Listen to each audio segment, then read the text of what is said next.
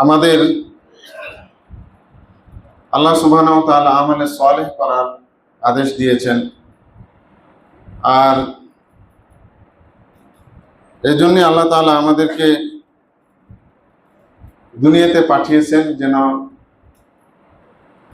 কে আমরা সৎকর্ম করি এটা আল্লাহ তাআলা যাচাইয়ের জন্য আমাদের জীবন দিয়েছেন, আমাদের মৃত্যু দিয়েছেন। তো আল্লাহ তাআলা সূরা আল মুলকের মধ্যে যে বলছেন, আল্লাযী খালাকাল মাউতা ওয়াল হায়াতা লিয়াবলুয়াকুম আইয়ুকুম আহসানু আমালা। আল্লাহ বলছেন যে আমি জীবন আর মৃত্যুকে সৃষ্টি করেছি তোমাদেরকে পরীক্ষা করার জন্য। কি পরীক্ষা? আইয়ুকুম আহসানু আমালা, কে তোমাদের মধ্যে সর্বোত্তম আমলকারী, এই পরীক্ষার জন্য। তো আল্লাহ তাআলা এই আয়াতে এটা বলেননি যে কে বেশি আমল করো, এটা দেখার জন্য। আল্লাহ বলেছেন আহসান, ভালোকে, উত্তম, উৎকৃষ্টকে আমল করো, এটা আমি যাচাইয়ের জন্য, পরীক্ষার জন্য তোমাদেরকে জীবন দিয়েছি, মৃত্যু দিয়েছি। সুতরাং এখানে স্পষ্ট হয়ে গেল যে আমল বেশি করলেই হবে না, আমলটা হতে হবে উত্তম। আল্লাহ তাআলা সূরা কাহাফের মধ্যে বলছেন, ফামান কানা ইয়ারজু লিকা রাব্বিহি ফালইআমাল আমালান সালিহা।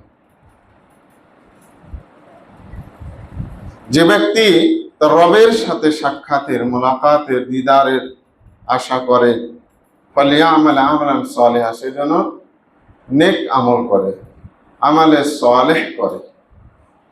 আল্লাহ তাআলা এখানেও কিন্তু আমলটা কেমন হবে বলে দিচ্ছে। শুধু আমলের কথা আল্লাহ তাআলা বলেননি। আল্লাহ তাআলা এমনটা বলেননি যে যে তার রবের সাথে দিদারের আশা করে, সাক্ষাতের আশা করে, সেজন্য আমল করে বা বেশি বেশি আমল করে। আল্লাহ তাআলা ইন্ডিকেট করে দিচ্ছেন কি? আমলে সালেহ। ওখানে আহসান আর এখানে সালেহ, দুটো একই অর্থ। তারপরে আল্লাহ তাআলা আরেকটা শর্ত দিয়েছেন, ওয়ালা ইউশরিক বিইবাদাতি রাব্বিহি আহাদা, এবং যে তার রবের সাথে দিদারের আশা রাখে, প্রথমত সে যেন নেক আমল করে, সৎ আমল করে, আর দ্বিতীয়ত সে যেন তার রবের ইবাদতের ক্ষেত্রে আর কাউকে শরীক না করে। তাহলে আল্লাহ তাআলার কাছে আমল কবুলের জন্য এই আয়াত থেকে স্পষ্ট পাওয়া যাচ্ছে আমরা যে দুইটা শর্ত। একটা হলো নেক আমল হতে হবে, আর সালেহের ব্যাখ্যাটা প্রায় সব মুফাসসিরিন ইকরাম ব্যাখ্যা করেছেন, এটা তাফসীর করেছেন যে সালেহ বলতে এখানে অর্থ হলো যে আল্লাহ রাসূল সাল্লাল্লাহু আলাইহি সাল্লামের অনুকরণে আমলটা হতে হবে, কি? আল্লাহ নবীর অনুকরণে। আর আমলে সালেহের জন্য আরেকটা শর্ত হলো কি? আমলের জন্য, আল্লাহর কাছে কবুলের জন্য, যে আল্লাহর সাথে শরীক করা যাবে না। এই দুইটা শর্ত পাওয়া গেলে ওটা আমল হবে, ইবাদত হবে, আল্লাহর কাছে কবুল হবে। এই দুই শর্তের কোনো একটি যদি বাদ যায় তাহলে ওটা আর আমল সালেহ থাকে না, ওটা কি হয়ে যায়? বেদাত হয়ে যায়, আর না হয় শিরক হয়।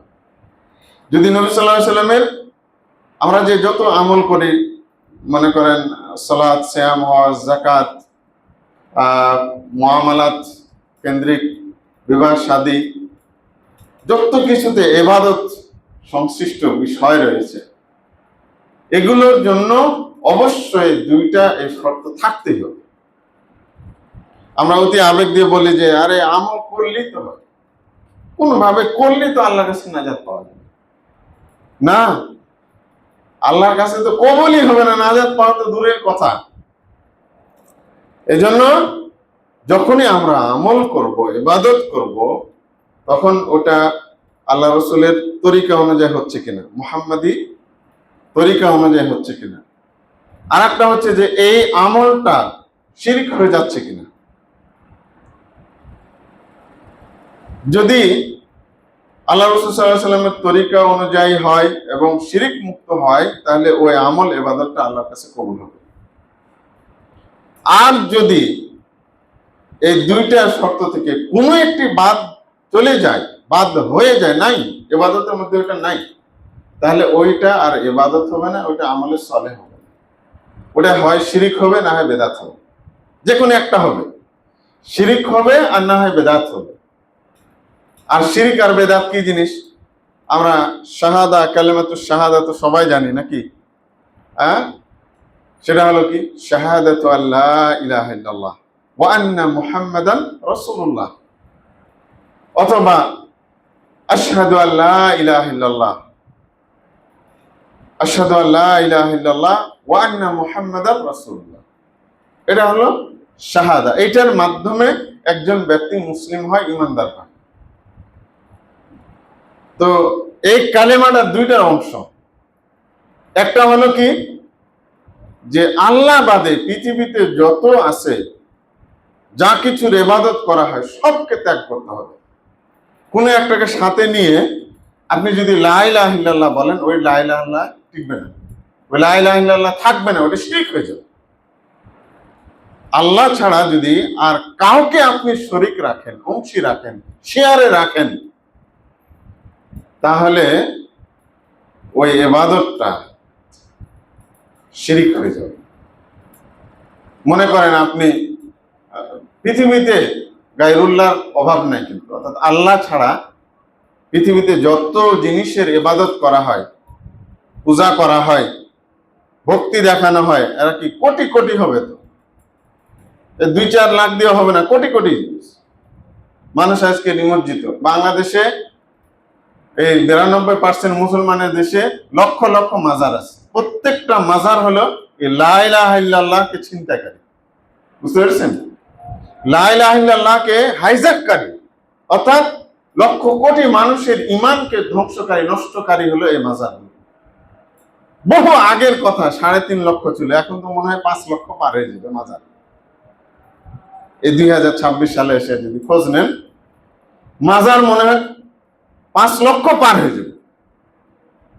মাজার কেন্দ্রিক যত মুসলমান আছে, এরা আল্লাহ এবং রাসূল সাল্লাল্লাহু আলাইহি সাল্লামের দৃষ্টিতে আল্লাহ রাব্বুল ইজ্জাতের শর্ত অনুযায়ী, ইমানের এবং ইসলামের শর্ত অনুযায়ী একজন মুসলমান সব কাফের, মুশরিক যত আছে। এই মাজার কেন্দ্রিক যত দেখবেন মুসলমান, ও নামাজও পড়ে, আবার মাজারও যায় সেজদা দেয়, মাজারে যায় মান্নত করে, মাজারের সাথে তার সম্পর্ক যুক্ত। অথচ আল্লাহ রাব্বুল ইজ্জাত আল্লাহ রাসূল সাল্লাল্লাহু আলাইহি সাল্লামকে এই দুনিয়াতে পাঠিয়েছিলেন শিরককে উৎখাত করার জন্য। আর আল্লাহর ইবাদত কোন তরিকায় করতে হবে, পদ্ধতিতে করতে হবে, এটাকে শেখানোর জন্য আল্লাহ নবী সাল্লাল্লাহু আলাইহি সাল্লামের আগমন। কিন্তু দুর্ভাগ্যের বিষয়, মক্কার বাইতুল্লাহ থেকে 360টি মূর্তির উৎখাত হয়েছে বটে, কিন্তু এই মুসলমানরা বর্তমান যুগে লক্ষ লক্ষ, ওই 360টা কেন, লক্ষ লক্ষ মূর্তির পূজারী। মূর্তি কি জিনিস আপনাকে ভালো করে বুঝি। একটা মানুষ খুব আল্লাহওয়ালা, ধরে আফারাআইতুম লাত ওয়াল উজ্জা, আল্লাহ তাআলা বলছেন না, তুমি কি লাত আর উজ্জাকে দেখোনি? লাত উজ্জা কারা জানেন? এগুলো মানুষের নাম। স্পষ্ট ভাবে তাফসীরের মধ্যে আছে, এই লাত হলো কানা ইয়ালুতুস সাবিক লিল হুজ্জাজ, হাজীদের জন্য এই লাত নামক লোকটা কি করত? ছাতু বানিয়ে খাওয়াইতো। বুঝতে পারছেন? মানে সেবা যত্ন করতো, এক কথা হাজীদের। ওই যুগে হজ করতো মানুষ। আল্লাহ রাব্বুল ইজ্জাত বলছেন, তুমি কি লাত আর উজ্জাকে দেখো নি? এই দুইজন লোকই ছিল ওই যুগের ভালো মানুষ। ইবলিস এসে যখন এরা মারা গেল, তখন ইবলিস এসে বলল যে এদেরকে তোমরা করো, সেবা যত্ন করো, বা এদের কথা নাম স্মরণ করো, বা এদের মূর্তি বানাও, প্রতিমা বানাও, ভাস্কর্য বানাও, তাহলে তোমরা ভালো মানুষ হওয়ার একটা অনুপ্রেরণা পাবে। বুঝতে পারছেন? ঠিক এইভাবে ইবলিস এসে যখন দিল, তখন এর মূর্তিটা কিন্তু বানালো। এই লাত, উজ্জা, হুবাল, এরা কিন্তু সবাই কিন্তু নেককার মানুষ ছিল ওই যুগের আগে, জাহেলি যুগে। পরবর্তীতে এদের মানুষকে বললো যে আরে এই বুজুর্গানে দিনগুলোর তোমরা মূর্তি বানাও, তখন ওরা এগুলো কিন্তু পূজা করতো। তো ওরা মূর্তি বানিয়ে করতো।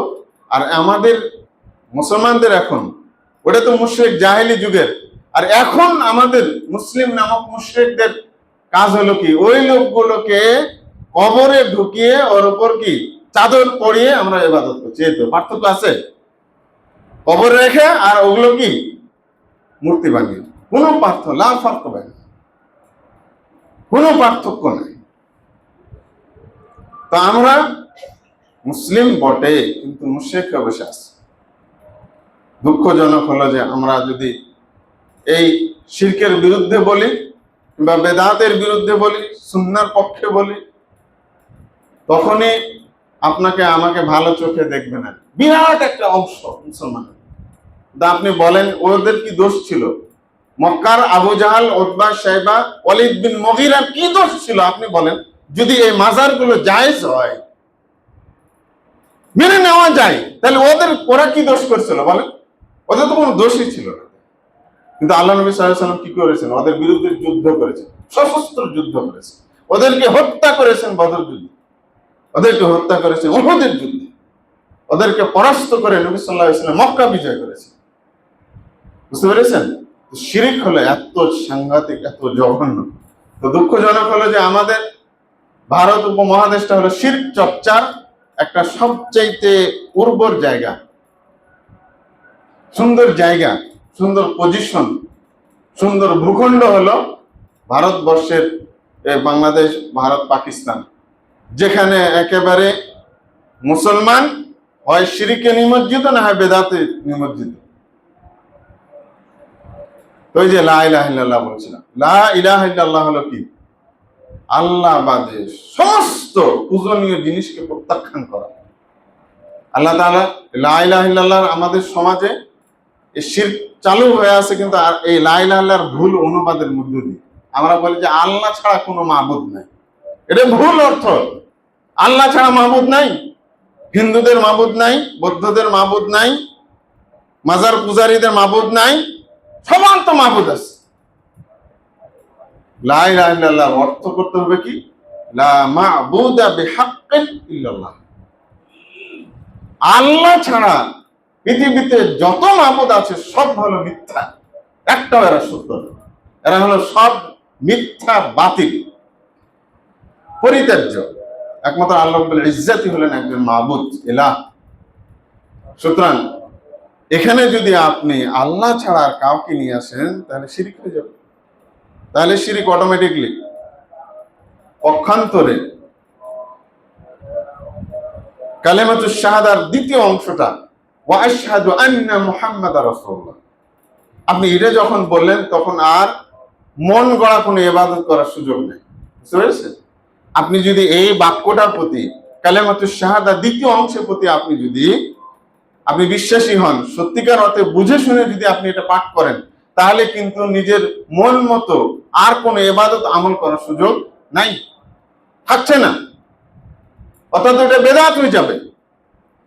তো এই জন্য আমাদের আল্লাহ রাব্বুল ইজ্জতকে খুশি করার জন্যই ইবাদত আমল হতে হবে, এবং সমস্ত ইবাদত আমল করতে হবে নবী সাল্লাল্লাহু আলাইহি সাল্লামের শিখানো নিয়ম, তরিকা, পদ্ধতি অনুযায়ী, বাইরে করা যাবে, তা না হলে ওটা বেদাত হয়ে যাবে। তো এই জন্য এই দুইটা থেকে মুক্ত থাকতে হবে, শিরিক আর একটা বেদাত, তবেই সেটা আমালে সালেহ হবে। এই আমালে সালেহের কথা আল্লাহ তাআলা বলেছেন, ইন্নাল্লাযীনা আমানু ওয়া আমিলুস সালিহাত লাহুম জান্নাতুন তাজরি মিন তাহতিহাল আনহার, নিশ্চয় যারা ঈমান এনেছে, ওয়া আমিলুস সালিহাত, এবং নেক আমল করেছে, অর্থাৎ নবী সাল্লাল্লাহু আলাইহি সাল্লামের শেখানো তরিকা পদ্ধতি অনুযায়ী আমল করেছে, লাহুম জান্নাতুন তাজরি মিন তাহতিহাল আনহার, এরাই হচ্ছে তারা যাদের জন্য রয়েছে জান্নাত, এবং যে জান্নাতের তলদেশ দিয়ে আল্লাহ রাব্বুল ইজ্জাতের নহর প্রবাহিত, মধুর নহর প্রবাহিত, দুধের নহর প্রবাহিত, শরাবের নহর প্রবাহিত। জান্নাত এমনি হাওয়াই লাড্ডু না, যে আমি মন মতো একটা ইবাদত করবো আর ওটা হয়ে যাবে, আর আমি আখিরাতে আল্লাহকে যা বলবো যে আল্লাহ ও কত আমল করেছি, তোমার জান্নাত আমরা পাওয়ার জন্য, অতএব আমাকে তোমার জান্নাত দিতেই হবে। কোনো সুযোগ নেই। আমলে সালেহ, আমল করার কথা আল্লাহ তাআলা কোথাও কিন্তু বলেননি। পাবেন? আছে, মান আমিলা আমালান সালিহান ফালানুহইয়ান্নাহু হায়াতান তাইয়্যিবা। আপনি কোরআনের পরতে পরতে যেখানেই খুঁজবেন, আল্লাহ রাব্বুল ইজ্জত শর্ত দিয়ে দিয়েছেন আমল করতে হবে, আমলে সালেহ। শর্ত দিয়েছেন আহসান আমল করতে হবে, ভালো আমল, নেক আমল। ওই নেক আমল মানেই হলো নবী সাল্লাল্লাহু আলাইহি ওয়াসাল্লামের তরিকা, নবী সাল্লাল্লাহু আলাইহি ওয়াসাল্লামের সুন্নাহ, নবী সাল্লাল্লাহু আলাইহি ওয়াসাল্লামের পদ্ধতি। এর বাইরে যত আপনি আমল করেন না কেন, ওই আমল আল্লাহ রাব্বুল ইজ্জতের কাছে গ্রহণযোগ্য হবে না। ওই আমলটা হয় শিরিক হয়ে যাবে, ওই আমলটা না হয় কি বিদআত হয়ে যাবে। এই জন্য আমাদের আমল করতে হবে শিরিক মুক্ত, বিদআত মুক্ত। বুঝতে পারছেন? আর শিরিক তো মোটামুটি বুঝি নাকি? শিরিক মানে ইবাদতে শরীক করা, অংশী করা কাউকে বা কোনো কিছু। কিন্তু বেদাতটা খুব ঝামেলা। বুঝতে পারছেন? শিরিক হয়তো আমরা বুঝি যে মাজারে গেলে বা মূর্তির কাছে, কোনো দেবতার কাছে, প্রতিমার কাছে কিছু চাওয়া, নক্ষত্রের কাছে কিছু চাওয়া, চাঁদের কাছে, সূর্যের কাছে, কিংবা কোনো মানুষ ব্যক্তি বা গাছের কাছে, এগুলো হলো সব শিরিক। মোটামুটি এটা আমরা বুঝি, কিন্তু বেদাতটা বুঝতে আমরা ভুল করি। কারণ হলো কি, বেদাত হলো হুবাহু ভালো আমল, ভালো আমলের মতো, এবাদতের মতোই দেখতে, এবাদতের মতোই, নেকির আমলের মতোই মনে হবে, কিন্তু ওটা মেড ইন জিঞ্জিরা। বুঝতে পারছেন? আমরা কিন্তু জিঞ্জিরার মাল কিনতে রাজি না। বুঝতে পারছেন? কারণ হলো এটা নকল। আমরা ভালোটা, আমরা দুনিয়ার ক্ষেত্রে খুব সেন্সিটিভ, খুব ভালো বুঝি যে না, দুনিয়ার আমার এই পার্টসটা লাগবে, আমার বাসার এই জিনিসটা লাগবে, এটা একটু ভালো দেখে নিতে হবে, টেকসই দেখে নিতে হবে, দাম বেশি হলেও নিতে হবে ভালোটাই। কিন্তু আমরা আল্লাহর জান্নাতকে এত সস্তা বানাইছি যে ওটা আমাদের কাছে কোনো বিষয়, ওটা আমাদের কাছে মেড ইন জিঞ্জিরার সমমূল্য না। আমরা এত সস্তা বানিয়েছি যে একটা করলেই হলো, আমরা মনে করি করলেই হলো। আল্লাহকে খুশি করার জন্যই তো করছি আমরা, আল্লাহকে খুশি করার জন্যই তো আমরা রুকু করছি, সিজদা করছি, মান্নত করছি। সমস্যা কি? প্রিয় দিনী ভাইরা, এটা মনে করলেই হবে না। যদি এমনটা যদি হতো, তাহলে নবী সাল্লাল্লাহু আলাইহি সাল্লাম প্রত্যেক খুতবাতে এটা বলতেন না যে শাররুল উমুরি মুহদাসাতুহা ওয়া কুল্লু মুহদাসাতিন বিদআহ। খুতবাতে শুনেন না আপনারা? আপনি বেদাতি হুজুর বলেন আর সহি হুজুরি বলেন, সবার কাছ থেকে, সহি আলেম আর বেদাতি আলেম, যার কাছ থেকে আপনি খুতবা শুনবেন এই কথাটা বলেন। কেন? এর অর্থ কি? আল্লাহ নবী সাল্লাল্লাহু আলাইহি সাল্লাম এটা এত বেশি গুরুত্ব দিতেন যে ভবিষ্যতে মানুষ ইসলামের নানান ছদ্মবেশ ধারণ করে মুসলমানদের ঠকাবে, ইসলামের হানি করবে, ত্রুটি করবে, ইসলামকে প্রশ্নবিদ্ধ করবে। নবী সাল্লাল্লাহু আলাইহি ওয়াসাল্লামের জন্য প্রত্যেক খুতবায় এই বিষয়টাকে সতর্ক করতেন। শাররুল উমুরি মুহদাসাতুহা, পৃথিবীতে যত কিছু আছে নিকৃষ্ট কাজ হলো, নিকৃষ্ট বিষয় হলো কি মুহদাসাতুহা, নতুন কিছুর আবির্ভাব, নতুন কিছুর আবিষ্কার।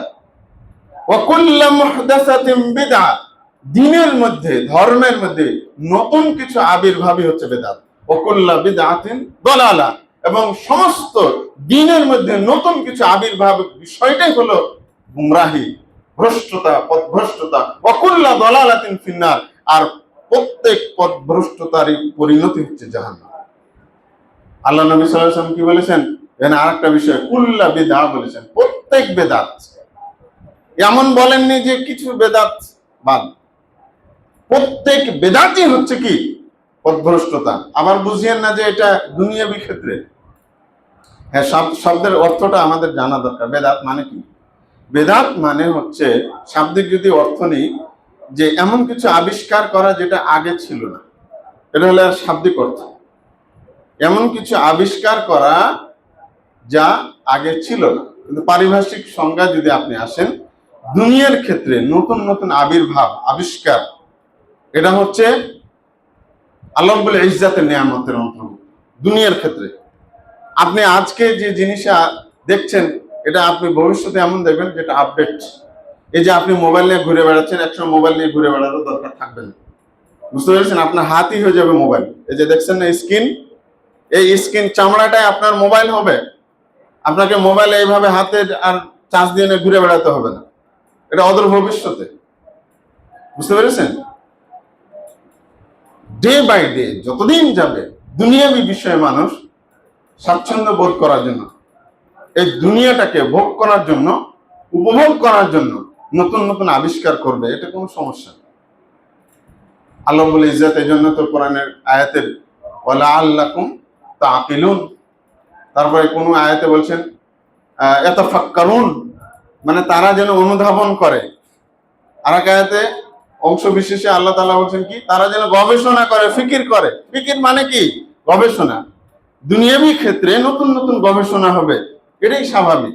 আল্লাহ নবী সাল্লাল্লাহু আলাইহি সাল্লাম এই ব্যাপারে কোনোদিন বলেননি যে না এটা আজকে আমি খচ্চরের উপর চড়ছি, গাধার উপর চড়ছি, ঘোড়ার উপর চড়ছি, এই উম্মতের যত মানুষ দিনের উপর টিকে থাকবে কিয়ামত পর্যন্ত তাদেরকে ঘোড়া আর খচ্চরের উপর চড়তে হবে, এটা আল্লাহ নবী বলেছেন? বলেননি। দুনিয়াবী ক্ষেত্রে গবেষণার, নতুন নতুন আবিষ্কারের কোনো সীমাবদ্ধতা নেই, এটা চলতে থাকবে। বুঝতে পেরেছেন? কিন্তু দিনের ক্ষেত্রে কি হবে? দিন মানে ধর্ম। আল্লাহ তাআলা এই জন্য বলেছেন সূরা মায়েদার মধ্যে কি, আল ইয়াউমা আকমালতু লাকুম দীনাকুম ওয়া আতমামতু আলাইকুম নি'মাতি ওয়া রাদিতু লাকুমুল ইসলাম। আল্লাহ তাআলা প্রথম শব্দে বলেছেন আকমালতু লাকুম দীনাকুম, আমি তোমাদের জন্য তোমাদের দিনকে কি করেছি? পরিপূর্ণ করে দিয়েছি, পরিপূর্ণ করে দিয়েছি, কোনো গ্যাপ রাখিনি। আল্লাহ নবীর উপর যখন এটা ওয়াহি নাজিল হচ্ছে, সর্বশেষ আয়াত নাজিল যেগুলো আল্লাহ নবীর উপর হয়েছে তার মধ্যে এটা একটা আয়াত। আল্লাহ নবীকে বলছেন যে কি, তোমাদের জন্য মানে এই উম্মতের জন্য কিয়ামত পর্যন্ত দিনকে আমি আল ইয়াউম মানে আজকে, টুডে, আমরা বলি না আজকের দিন বোঝানোর জন্য টুডে, টুমরো আগামীকাল, টুডে আজকে, আল ইয়াউম মানে আজকে কি করলাম? পরিপূর্ণ করে দিলাম তোমাদের জন্য। তো এখানে কোনো গ্যাপ আছে নাকি? না আমি একটু সংযোগ করি, ভালোই তো, দিনের বিষয় তো খারাপ কিছু না, দেখতে সুন্দর লাগে। আল্লাহ বলে এই যাতে সুযোগই রাখেন। তারপরে কথা হলো যে নবী সাল্লাল্লাহু আলাইহি সাল্লাম যদি আল্লাহর দেওয়া দ্বীনের সামান্যতম আমাদের পর্যন্ত তাবলীগ করতে, পৌঁছাতে সামান্য ত্রুটি যদি করতেন, আল্লাহ নবী সাল্লাল্লাহু আলাইহি সাল্লামকে আল্লাহ তাআলা খেয়ানতকারী হিসেবে বলতেন না? কিন্তু আল্লাহ নবী সাল্লাল্লাহু আলাইহি সাল্লাম কি করেছেন? আমাদের কাছে পরিপূর্ণভাবে আল্লাহর রিসালাতকে পৌঁছে দিয়েছেন। মনে রাখবেন, এই দুনিয়াতে দ্বীনের ভিতরে যারা আবিষ্কর্তা, দ্বীনের মধ্যে ধর্মের ভিতরে নতুন নতুন বেদাতের আবির্ভাবকারী যারা, এরা মনে করবেন, ধরে নেবেন এরা আল্লাহ নবী সাল্লাল্লাহু আলাইহি সাল্লামকে বেইজ্জতকারী, আল্লাহ নবী সাল্লাল্লাহু আলাইহি সাল্লামের উপর অপবাদ দানকারী, এরা আল্লাহ নবীর আশিক নয়, এরা কখনোই আল্লাহ নবীর আশিক নয়, বরং এরা আল্লাহ নবী সাল্লাল্লাহু আলাইহি সাল্লামের দুশমন। এরা আল্লাহ নবী সাল্লাল্লাহু আলাইহি সাল্লামের সাথে দুশমনি করে, এরা আল্লাহ নবী সাল্লাল্লাহু আলাইহি সাল্লামকে বেইজ্জতি করে, দ্বীনের মধ্যে নতুন কিছু আবির্ভাব করে। গতকালকে হঠাৎ একটা ভিডিও এলো, অল্প বয়সী একটা বক্তা, সম্ভবত বেদাতি মাজার পূজারী বক্তা হবে, সে বক্তব্য দিচ্ছে আর কাঁদতেছে, চোখ মুছতেছে। কি বলে জানেন? আরে নবীকে নাকি ভালোবাসতে দলিল লাগবে, নবীকে নাকি ভালোবাসার জন্য দলিল লাগবে। কেন দলিল লাগবে? নবীকে তো আমি ভালোবাসি, নবীকে ভালোবাসি, এই জন্য কি দলিল লাগবে? কোনো দলিল লাগবে না, নবীকে ভালোবাসার জন্য কোনো দলিল না, দরকার নাই, প্রয়োজনে কাঁদতেছে, কোন দলিল লাগবে না। আশ্চর্য, কত ধরনের আপনি পাগল উম্মাদ পাবেন, যাবো আর। অথচ আল্লাহ নবী সাল্লাল্লাহু আলাইহি সাল্লাম কি বলেছেন? লা তুতরুনি, আমাকে ভালোবাসার ক্ষেত্রে তোমরা বাড়াবাড়ি করবে না, আমাকে মহাব্বত করতে যে তোমরা বাড়াবাড়ি করবে না, আমাকে অতটুকুই মহাব্বত করবে যতটুকু আল্লাহ বলেছেন, যতটুকু আমি মুহাম্মদ বলেছি, এর বাইরে না। লা তুতরুনি কামা আতরাতিন নাসারা ইবনে মারইয়াম, তোমরা আমাকে ভালোবাসার ক্ষেত্রে সীমা লঙ্ঘন করবে না, সীমা অতটুকু রাখতে হবে যতটুকু আমি বলেছি, আমি দলিলে বলেছি। আল্লাহ তাআলা তার কোরআনের দলিলের মধ্যে যতটুকু বলেছেন অতটুকুই ভালোবাসতে হবে। এর বেশি ভালোবাসা হলো শয়তানি, এর বেশি ভালোবাসাই হলো বেদাতি, এর বেশি ভালোবাসাই হলো নবী সাল্লাল্লাহু আলাইহি সাল্লামকে অপমান করা, অপদস্থ করা, বেইজ্জতি করা। এটা ভালোবাসা না, আল্লাহ নবী সাল্লাল্লাহু আলাইহি সাল্লামের সাথে শত্রুতা করেছে না। কামা আতরাতিন নাসার ইবনে মারইয়াম, আল্লাহ নবী উদাহরণও দিয়ে দিয়েছেন যেমন ভাবে খ্রিস্টানরা কি করেছে, ঈসা ইবনে মারইয়ামের ব্যাপারে সীমা লঙ্ঘন করেছে। কি করেছে বলেন তো? ওরা কি করেছে, ঈসা আলাইহিস সালামকে যেহেতু তিনি আল্লাহ রাব্বুল ইজ্জাতের একটা বিরাট একটা মুজিজার একটা অংশ, যে আদমকে আল্লাহ তাআলা বাপ মা উভয় ছাড়া সৃষ্টি করেছিলেন, আর মারিয়াম আলাইহিস সালামের গর্ভে থেকে ঈসা আলাইহিস সালামের সৃষ্টি আল্লাহ রাব্বুল ইজ্জত করেছেন পিতা ছাড়া। পৃথিবীতে আর এরকম কখনো হবে না, কখনো এই দুইটা আর হবে না, আদমের মতো হবে না, ঈসার মতো আর কখনো হবে না। তো ঈসা আলাইহিস সালামকে তারা অতি মহাব্বত দেখাইতে দেখাইতে ভালোবাসতে বাসতে কোন পর্যায়ে নিয়ে গেছে জানেন? বলছে যে ঈসা হলো আল্লাহর ছেলে। নাউজুবিল্লাহ। আচ্ছা বলেন তো, এই ভালোবাসা কি খারাপ নাকি? আপাত দৃষ্টিতে খারাপ। ওই বেদাতি, যে বেদাতি বলছে যে নবীকে ভালোবাসার জন্য কি দলিল লাগবে নাকি, ওই বেদাতিকে বলছি যে এটা কি সে অন্যায় করেছে নাকি? করেন। ইহুদি খ্রিস্টানরা যদি এদের যদি ঈসা আলাইহিস সালামকে ভালোবাসা দেখাইতে যায়, এই পর্যায়ে নিয়ে যায়, তাহলে তোমার ভালোবাসা আর ওর ভালোবাসা পার্থক্য কোথায়? বেটা তুমি দলিল ছাড়া আল্লাহ নবীকে ভালোবাসবে? কোশ্চেন কারণ আল্লাহ নবী সাল্লাল্লাহু আলাইহি ওয়াসাল্লাম ভালোবাসার মানদণ্ড নির্ণয় করে দিয়েছে। আল্লাহ নবী সাল্লাল্লাহু আলাইহি ওয়াসাল্লাম হলেন আদম থেকে নিয়ে কিয়ামত পর্যন্ত যত মানুষ এসেছে আসবে সকল মানুষের মধ্যে শ্রেষ্ঠ হলেন নবীনা মুহাম্মদ বিন আব্দুল্লাহ সাল্লাল্লাহু আলাইহি ওয়াসাল্লাম। বুঝা গেছে? আল্লাহ নবী সাল্লাল্লাহু আলাইহি ওয়াসাল্লামকে ভালোবাসার আলামত হলো কি? তার পুরাপুরি সুন্নাতকে নিজের জীবনে প্রতিফলন করা, বাস্তবায়ন করা। এটা হলো আল্লাহ নবীকে ভালোবাসা। নবী সাল্লাল্লাহু আলাইহি ওয়াসাল্লামের ভালোবাসা এটাই নয় যে মুখ দিয়ে তুমি বলবা আর চোখ দিয়ে পানি ফেলবা, এটা ভালোবাসা নয়। আল্লাহ নবী সাল্লাল্লাহু আলাইহি ওয়াসাল্লামের সুন্নাহকে ভালোবাসতে হবে, তার আদর্শকে ভালোবাসতে হবে। এর বাইরে কোনো ভালোবাসা নাই, হলে সব হলো ভনিতা, অভিনয় এবং শয়তানি, আর কিচ্ছু নয়। প্রিয় দিনী ভাইরা, তো বেদাত হলো অত্যন্ত জঘন্য একটি জিনিস। আমাদের বাংলাদেশ সেনাবাহিনী প্রধান একটা কথা বলছে না কতদিন আগে, যারা মোটামুটি অনলাইনে সরব থাকেন তারা তো জানেন কি বলেছেন। এই জলসিঁড়িতে আর্মি ইসলামিক স্কুল উদ্বোধন করতে যা বলেছেন, বেচারা যে লেখাপড়া করে এটা আগে থেকে অনুমান ছিল, তা না হলে বাংলাদেশের ইতিহাসে বা পাকিস্তানের ইতিহাসই দেখেন, সে 47 থেকে এ পর্যন্ত কোন সেনা প্রধানকে দেখেছেন দাড়ি রাখতে, দায়িত্ব পালন করেন না।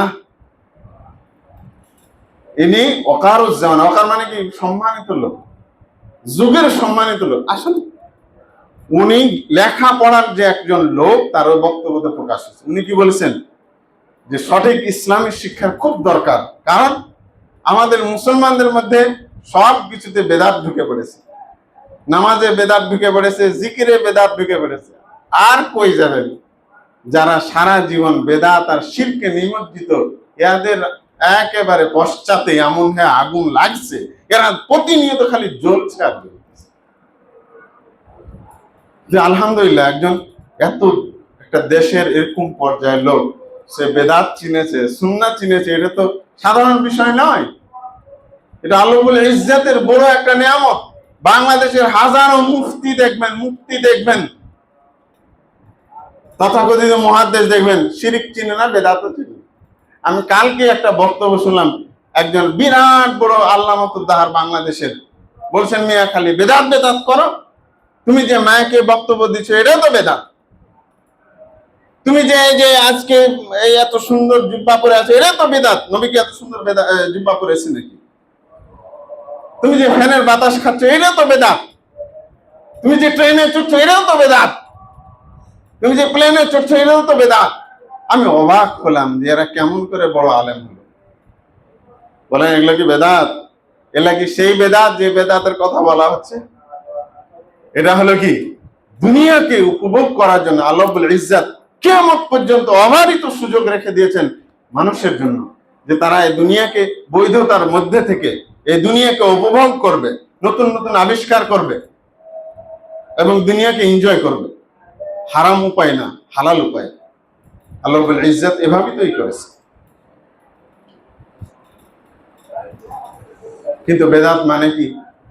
ইসলামের পরিভাষা বেদাত মানে হলো, ইসলামের পরিভাষায় যেটা, যে আল্লাহকে খুশি করার জন্য বা নেকির উদ্দেশ্যে এমন আপনি একটা আমল করলেন, ইবাদত করলেন, যেটা আল্লাহ নবী সাল্লাল্লাহু আলাইহি ওয়াসাল্লাম করেননি, করতে বলেননি, সাপোর্ট করেননি, খোলাফায়ে রাশেদিন থেকে তার কোনো প্রমাণ নাই, এরকম একটা ইবাদত আপনি করছেন, আমল করছেন, এটাই হলো বেদাত। এটাই হলো দ্বীনের মূলত বেদাত উদ্দেশ্য।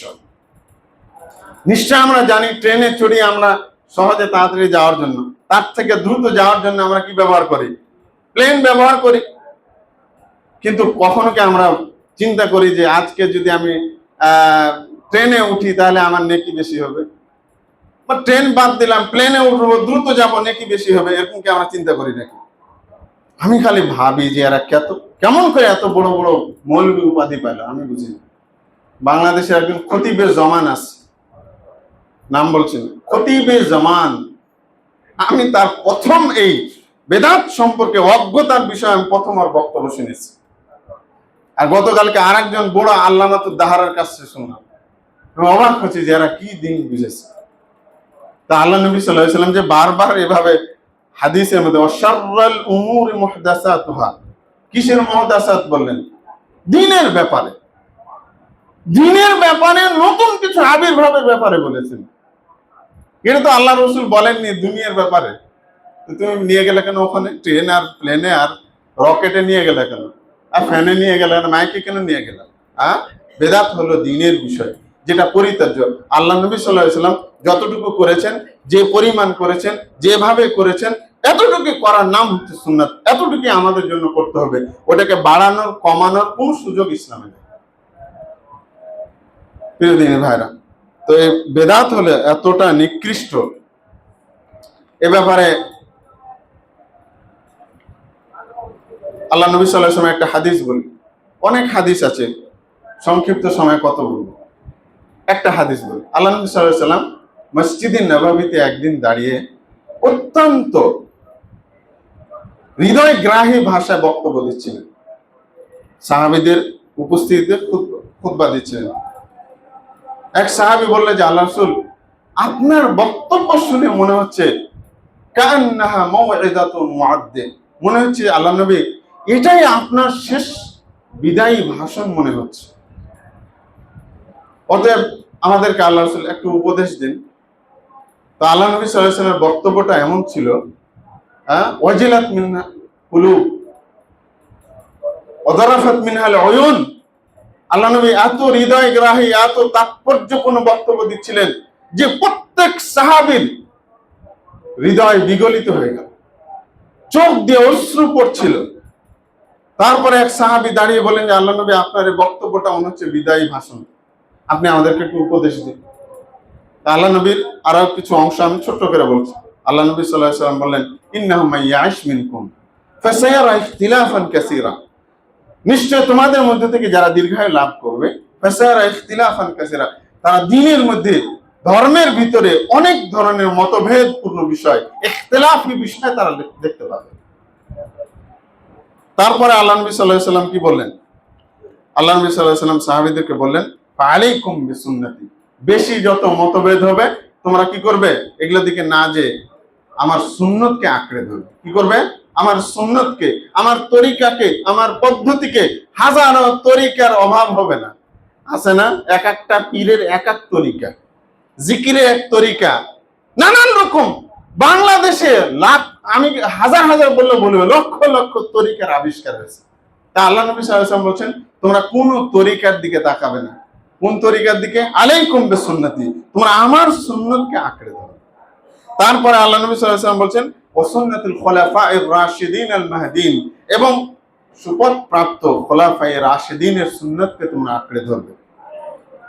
তারপরে আল্লাহ নবী সাল্লাল্লাহু আলাইহি ওয়াসাল্লাম আরো শক্ত করে বলছেন, আব্দু আলাইহা বিন নাওয়াজিস, তোমরা দাড়ি, আমরা যখন একটা হাড্ডি কামড়ায় তখন কি সামনের দাঁত দিয়ে কামড়ায় না মাড়ির দাঁত দিয়ে কামড়ায়, কারণ ওর শক্তিটা বেশি আছে। আল্লাহ নবী বলছেন বিন নাওয়াজিস, তোমরা ওই দাঁত দিয়ে আমার সুন্নাতকে, এর মানে হলো খুব মজবুত ভাবে, কোনো কর্মে যেন এটা ডিসমিস না হয়ে যায়, এদিক ওদিক যেন না হয়ে যায়, খুব মজবুত ভাবে তোমরা দাঁত দিয়ে কামড়ে ধরবে, অর্থাৎ খুব শক্ত করে আমার সুন্নাতকে আঁকড়ে ধরবে, এদিক ওদিক যাবে না। তারপরে আল্লাহ নবী সাল্লাল্লাহু আলাইহি ওয়াসাল্লাম বলছেন কারণ, আরো কিছু কারণ বলছেন, ওয়া ইয়াকুম ওয়া মুহদাসাতিল উমুর, এবং তোমার নতুন আবির্ভাব যত হবে দিনের বিষয়, এগুলো থেকে বেঁচে থাকবে। তাহলে আল্লাহ নবী এটা আশঙ্কা করছেন। আল্লাহ নবীকে আল্লাহ তাআলা জানিয়েছেন যে নবী, আপনি যখন মরে যাবেন তখন আপনার দিন কিন্তু বিকৃত হবেই হবে, অতএব আপনি সতর্ক করেন। এই জন্য আল্লাহ নবীর প্রত্যেক খুতবাটাই ছিল এরকম যে তোমরা বেদাত থেকে বেঁচে থাকো, তোমরা নতুন দিনের মধ্যে, ধর্মের মধ্যে নতুন কিছু আবিষ্কার করা থেকে বেঁচে থাকো, কেননা এর চূড়ান্ত পরিণতি হচ্ছে জাহান্নাম।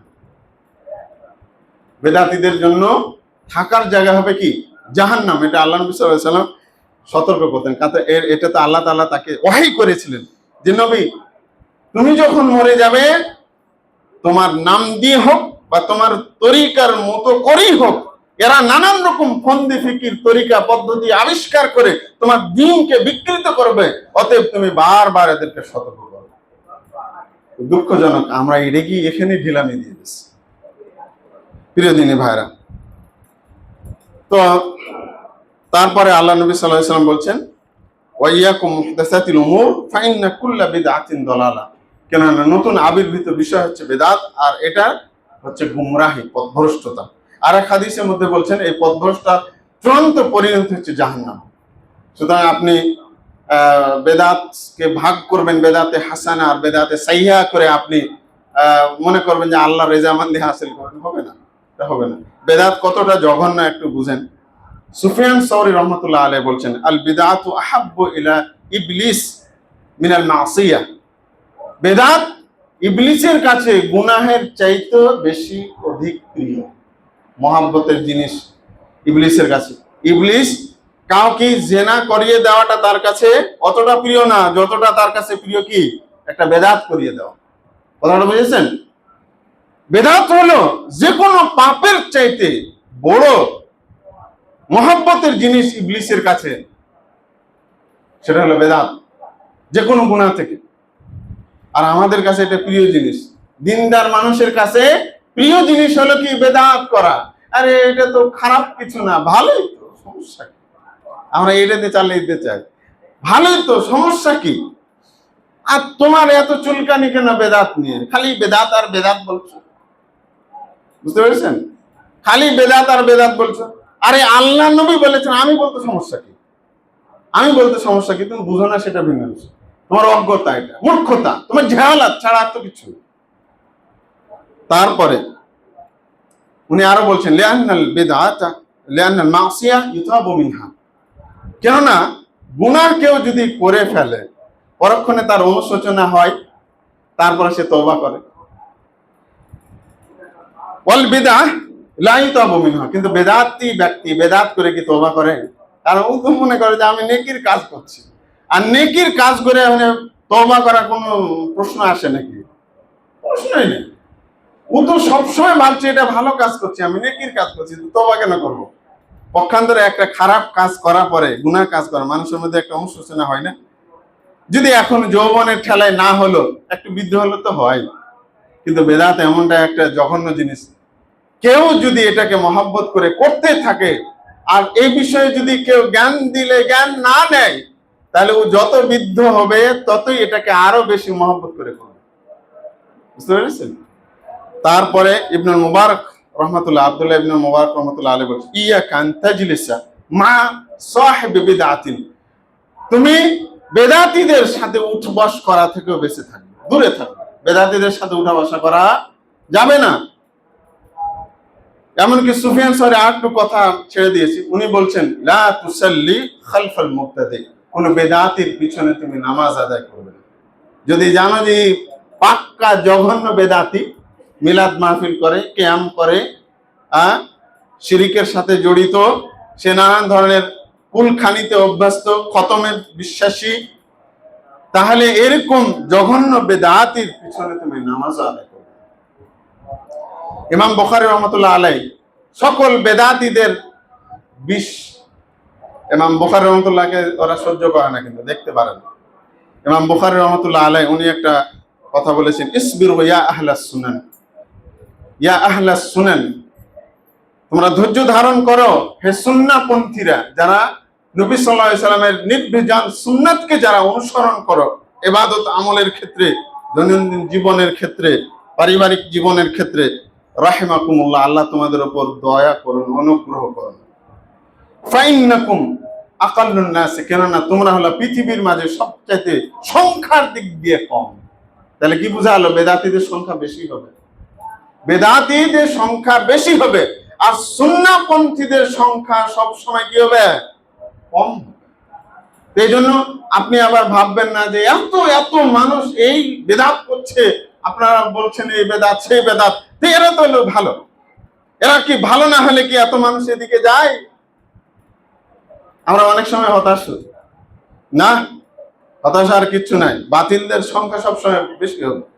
800 কোটি মানুষের মধ্যে যদি আপনি ভাগ করেন, 600 কোটি মানুষ হলো আল্লাহর দুশমন, মুশরিক, কাফের মুশরিক, আর মাত্র 200 কোটি, ভৌগোলিক ভাবে যদি বলি তাহলে 200 কোটি হলো মুসলমান। এই মুসলমানের মধ্যে সব রকমই আছে, শিয়া আছে, সুন্নি আছে, বেদাতি আছে, মাজার পূজারি আছে। এখন আপনি এটা ভাগ করেন আরো কত। তো বাংলাদেশে যারা সুন্নাহপন্থী, সহি সুন্নাহ, বেদাত মুক্ত জীবন যাপন করে, শিরক মুক্ত জীবন যাপন করে, এই বাংলাদেশে এত কোটি কোটি মুসলমানের মধ্যে মাত্র 3.5 থেকে 4 কোটি আছে মুসলমান সুন্নাহপন্থী, যারা আল্লাহ নবী সাল্লাল্লাহু আলাইহি সাল্লামের সুন্নাহকে মেনে চলতে চায়, ইবাদতে আমলে বেদাতকে এড়িয়ে চলতে চায়। এদের সংখ্যা খুবই কম, এটাই তো স্বাভাবিক। এই জন্য এটাতে মন খারাপ তো কিছু করার নাই, করার কোনো দরকার নাই। আল্লাহ তাআলা তো বলেছেন, কালিলুম মিন ইবাদিয়াশ শাকুর, কৃতজ্ঞ ও শুকরিয়া গুজার বান্দাদের সংখ্যা, আমার যারা বান্দা হবে, আমার কৃতজ্ঞ যারা বান্দা হবে, এদের সংখ্যা কম হবে। এই জন্য কম হওয়াতে তো কিছু যাই আসে না। তুবা লিল গোরাবা, আল্লাহ নবী সাল্লাল্লাহু আলাইহি ওয়াসাল্লাম বলছেন, গোরাবাদের জন্য কি, অল্প সংখ্যক যারা দ্বীনের উপর, নবীর সুন্নাতকে যারা আঁকড়ে ধরে, যারা বেদাতকে আঁকড়ে, বেদাত বর্জন করে, শিরককে বর্জন করে, আল্লাহ নবী সাল্লাল্লাহু আলাইহি ওয়াসাল্লাম বলছেন এরা হলো গোরাবা, এদের সংখ্যা হবে কম। শুধু এমনটাই না, আল্লাহ নবী সাল্লাল্লাহু আলাইহি ওয়াসাল্লাম বলছেন পরিস্থিতিটা এমন হবে যে দিন একেবারে অল্প সংখ্যকে ফিরে আসবে, বেশি সংখ্যক ইসলাম, সঠিক ইসলামটাকে গ্রহণ করবে। এই জন্য কোনো যায় আসে না। প্রিয়দিনী ভাই, আপনি দেখেন বেদাত যদি হন তাহলে কি হবে? বেদাতি যদি হন তাহলে অনেক ক্ষতি রয়েছে। প্রথমত, আমি আপনি যে ইবাদত করব, এই ইবাদতটা বা আমলটা আল্লাহর কাছে কবুল হবে না।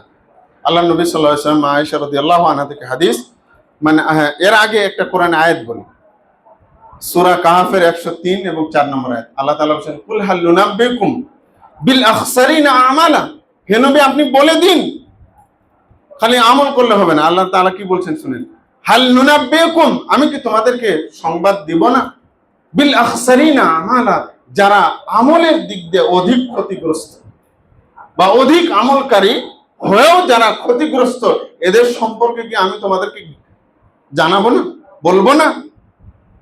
তারপর আল্লাহ তাআলা বলছেন, আল্লাযীনা দাল্লা সাইহুম ফিল হায়াতিদ দুনিয়া ওয়া হুম ইয়াহসাবুনা আন্নাহুম ইহসানুনা সুনআ, যারা দুনিয়ার জীবনে চেষ্টার কোনো ত্রুটি করে না, সর্বোচ্চ চেষ্টা দিয়ে চেষ্টা করে, অথচ তাদের এই চেষ্টাটা হলো ত্রুটিযুক্ত, বিভ্রান্ত, গুমরাহী।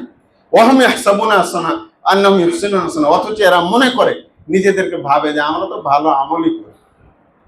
বলেন যারা মাজার পূজারী, ওরা কখনই কি এটা চিন্তা করে? নবী সাল্লাল্লাহু আলাইহি সাল্লাম আসলে 12 রবিউল আসলে যারা লাফালাফি করে, মিষ্টি খায়, মিলাদ মাহফিল করে, কিয়াম করে, তারা ইয়া নবী সালাম আলাইকুম করে, জশ্নে জুলুস যারা করে, এরা কি কষ্ট করি তো আমলগুলো করে নাকি? এরা কি বেদাত মনে করে, খারাপ মনে করে করে নাকি? ভালো মনে করি, তা আল্লাহ তাআলা বলছেন এরা কি বলবে, ওয়াহুম ইয়াহসাবুনা আন্নাহুম ইউহসিনুনা সুনা, এরা মনে করবে যে আমরা তো ভালো আমলই করছি। সমস্যা, ওই যে বললাম না, ওই বারবার কথাটা বলছি, আল্লাহ তাআলা ওটাই বলেছেন যে এরা বলবে সমস্যা কি, ভালোই তো। প্রিয় দিনী ভাইরা, তারপর আল্লাহ নবী সাল্লাল্লাহু আলাইহি ওয়াসাল্লাম বলছেন মান আমিলা আমরান লাইসা আলাইহি আমরুনা, বেদাতের নগদ শাস্তি দেখেন। যে ব্যক্তি এমন আমল করলো যেই বিষয়ে আমি নবী মুহাম্মদ থেকে কোনো দলিলই নাই, প্রমাণ নাই, আমি নবী মুহাম্মদ সাল্লাল্লাহু আলাইহি ওয়াসাল্লাম থেকে কোনো দলিল প্রমাণ নাই, ফাহুয়া রাদ্দুন, সেটা প্রত্যাখ্যাত, অগ্রহণযোগ্য আল্লাহ। তারপরে দ্বিতীয় নম্বর ক্ষতিটা হলো কি জানেন, পরকালে, হ্যাঁ, দুনিয়াবি আর একটা ক্ষতি হলো যে শিরিক করলে একজন ব্যক্তির অতীতের যত ভালো আমল আছে ধ্বংস হয়ে যাবে। শিরিক যদি কেউ করে, মনে করেন 50-60 বছর পর্যন্ত ও ভালো আমল করে গেছে, হজ করেছে, উমরা করেছে, দান সাদকা করেছে, নামাজ পড়েছে, রোজা রেখেছে, মানে ভালো আমলের শেষ নেই। কিন্তু বন্ধুর পাল্লায় পড়ে সে কুতুববাগ দরবার শরীফে বা শাহজালালে বা আট্রসির মাজারে একটা মুরগি নজরানা দিল। কথাটা বুঝেন? কিন্তু একটা মুরগি, গরু ছাগল এটা তো অনেক বড় জিনিস, নজরানা দিল, তাহলে ওই ব্যক্তির কি হবে, সাথে সাথে এই যে 50-60 বছরের ভালো আমল ধ্বংস হয়ে যাবে। এটা কে বলেছেন? আল্লাহ তাআলা বলছেন ওয়ালাউ আশরাকু লাহাবিতা আনহুম মা কানু ইয়ামালুন, তারা যদি আমার সাথে শরীক করে কোনোভাবে কোনো উপায়ে, লাহাবিতা আনহুম মা কানু ইয়ামালুন, তাহলে তারা যত আমল করেছে সব ধ্বংস। কথাটা বুঝেছেন? শিরিক সাথে সাথে আপনার ধ্বংস। এই যে 50-60 বছর যত আমল করেন সব ধ্বংস। আর বেদাতের কি, বেদাতেরও একটা পাওয়ার আছে, সেটা হলো কি, আপনি যদি দিন বেদাতি কাজে জড়িত থাকবেন, আল্লাহ নবী সাল্লাল্লাহু আলাইহি ওয়াসাল্লাম বলেছেন লা লাম ইউকবাল মিনহু সরফুন ওয়ালা আদলুন, যেই ব্যক্তি বেদাতে জড়িত থাকবে ওই ব্যক্তির কোনো ফরজ নফল ইবাদত আল্লাহর কাছে গ্রহণযোগ্য হবে না। নাউজুবিল্লাহ। চিন্তা করেছেন? শিরিক করলে বাতিল সাথে সাথে, আর বেদাত করলে যতদিন পর্যন্ত বেদাত না ত্যাগ করবে ততদিন পর্যন্ত আল্লাহ তাআলা তার কাছ থেকে কোনো ফরজ নফল ইবাদত কবুল করবে না। বুঝতে পারছেন কত ডেঞ্জারাস, ক্ষতিকারক?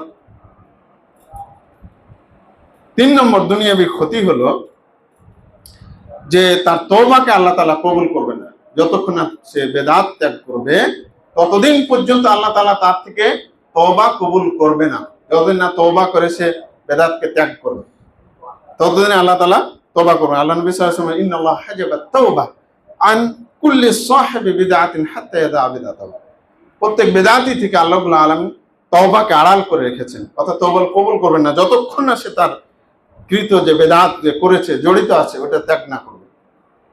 আর একটা শাস্তি হলো যে যেই ব্যক্তি নেকির আমল করে অথচ আল্লাহ নবী সাল্লাল্লাহু আলাইহি ওয়াসাল্লামের দিক নির্দেশনা নেয়, তাহলে ওই আমলটা তো বেদাত হবেই, পাশাপাশি কি হবে, আল্লাহ নবী সাল্লাল্লাহু আলাইহি ওয়াসাল্লাম তার ব্যাপারে হুমকি দিয়েছেন যে ওই ব্যক্তি দ্বীন থেকে, ইসলাম থেকে বের হয়ে যাবে, খারিজ হয়ে যাবে।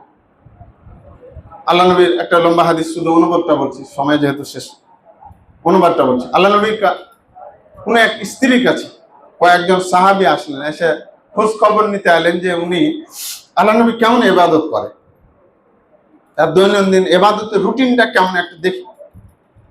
তো আল্লাহ নবীর স্ত্রীরা আল্লাহ নবী যেভাবে ইবাদত করেন, উনি মাঝে মধ্যে নফল সিয়াম রাখেন, মাঝে মধ্যে ছেড়ে দেন, মাঝে মধ্যে তিনি রাত্রে কিছু অংশ ঘুমান, কিছু অংশ তাহাজ্জুদের নামাজ পড়েন। এটা শুনে এই সাহাবীদের কাছে, 3 জন সাহাবী ছিলেন, এদের কাছে মনে হলো যে খুব কম। তো আল্লাহ নবী হয়তো কম ইবাদত করেন এই জন্য যে তার আগে পরে তো কোনো গুনাহই নাই, সব মাফ, এই জন্য হয়তো আল্লাহ নবী একটু কম করে। আমাদেরকে তো এইভাবে হবে না, কারণ আমরা সবসময় গুনাহ করি। বুঝেন? কিন্তু নিয়ত খারাপ না, কিন্তু অনেক ভালো। আল্লাহু আকবার। 3 জন সাহাবী একজন বলছেন যে লা আতাযাওয়াজুন নিসা আবাদান, আমি আর কখনো নারীদের সাথে বিয়ে করব না, বিয়ে করলে সন্তান হবে, পরিবার হবে, ঝামেলা হবে, ইবাদতে ত্রুটি হবে, বিয়ে করব না। আরেকজন বললেন যে ইন্নী আসুমুদ দাহরা আবাদান, আমি সব সময় সিয়াম রাখবো, আর রোজা ছাড়বো না, কোনোদিন ছাড়বো না। যতদিন বেঁচে আছি খালি রোজা রেখেই যাবো। আর একজন কি বলল যে আমি আর রাতে ঘুমাবো না, সারা রাত ধরে তাহাজ্জুদের নামাজ পড়বো, কোনোদিন আর ঘুমাবো না রাতে। আল্লাহ নবী সাল্লাল্লাহু আলাইহি ওয়াসাল্লাম বুঝতে পারলেন, তখন ওদেরকে খোঁজ নিলেন, ডাকলেন, বলে এই তোমরা এই কথা বলছো? বলছে জি আল্লাহ নবী, আমরা এই করছি। আমাদের নিয়ত কিন্তু আল্লাহ নবী অনেক ভালো, খারাপ না। আল্লাহ নবী বললেন যে খবরদার, ইন্নী আখশাকুম ওয়া আতকাকুম লিল্লাহ, আমি হচ্ছি পৃথিবীর মাঝে সবচাইতে বেশি মুত্তাকি বান্দা আল্লাহর কাছে, সবচাইতে আল্লাহ ভীরু ব্যক্তি, সবচাইতে নেককার লোক হলাম আমি মুহাম্মদ সাল্লাল্লাহু আলাইহি ওয়াসাল্লাম।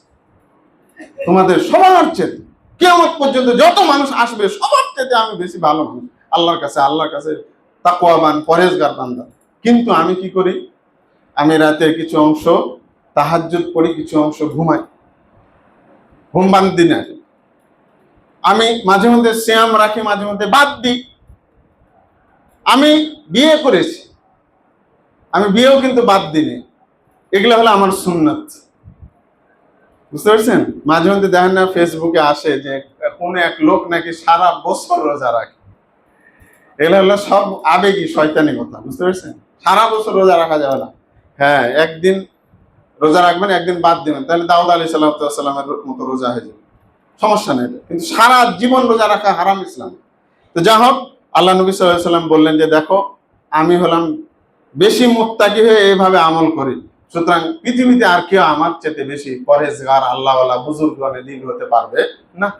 ফামান রাগিবা আন সুন্নতি ফালাইসা মিন্নি, সুতরাং যে আমার সুন্নাত থেকে মুখ ফিরিয়ে নেবে, আমার সুন্নাতের হুবহু অনুসরণ যে ব্যক্তি করবে না, ফালাইসা মিন্নি, ওই ব্যক্তি আমার উম্মতের বাহিরের লোক, ও আমার উম্মতের কেউ না, সে আমার উম্মত থেকে খারিজ। চিন্তা করেছেন? তাহলে বেশি রোজা রাখলেও বিপদ আছে যদি নবীর সুন্নাত অনুযায়ী না হয়।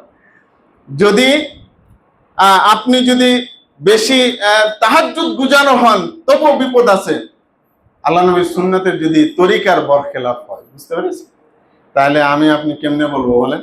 গতকাল রাত্রে একটা ভিডিও দেখলাম, কোথায় জানি না, একটা লোককে, উনি নাকি মুফতি ছিল, নামটা যেটা দেখলাম, মারা গেছে, তখন ওকে বাড়ির ভিতরে কবর দিয়ে আজান দিল, বুঝতে পারছেন? আস্তাগফিরুল্লাহ, আজান দিল। আজান দেওয়া তো খারাপ কাজ না, কিন্তু আজান দিচ্ছে কোথায়? মাটি দিয়ে আজান দিল, তারপরে মিলাদ মাহফিল পড়লো, তারপরে মোনাজাত করতেছে ওখান থেকে। চিন্তা করেছেন? মানে বেদাতে ছেয়ে গেছে। ওই যে আমাদের সেনাবাহিনীর প্রধান বলেছে, আসলে ছেয়ে গেছে। এই বেদাতিরা জানবে কোত্থেকে বলে? আস্তাগফিরুল্লাহ। আল্লাহ যেন আমাদের সকলকে বেদাত থেকে হেফাজত করেন। বেদাতকারী ব্যক্তি কিয়ামতের দিন হাউজে কাউসারের পানি থেকে বঞ্চিত হবে, বুঝতে পেরেছেন? বেদাতকারী ব্যক্তি পরকালে হাউজে কাউসার থেকে বঞ্চিত হবে।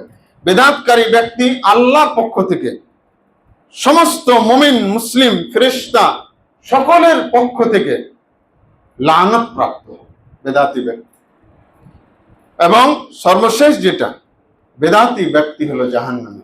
এজন্য আমাদেরকে সুন্নাহর অনুসরণ করতে হবে, বেদাতকে প্রত্যাখ্যান করতে হবে।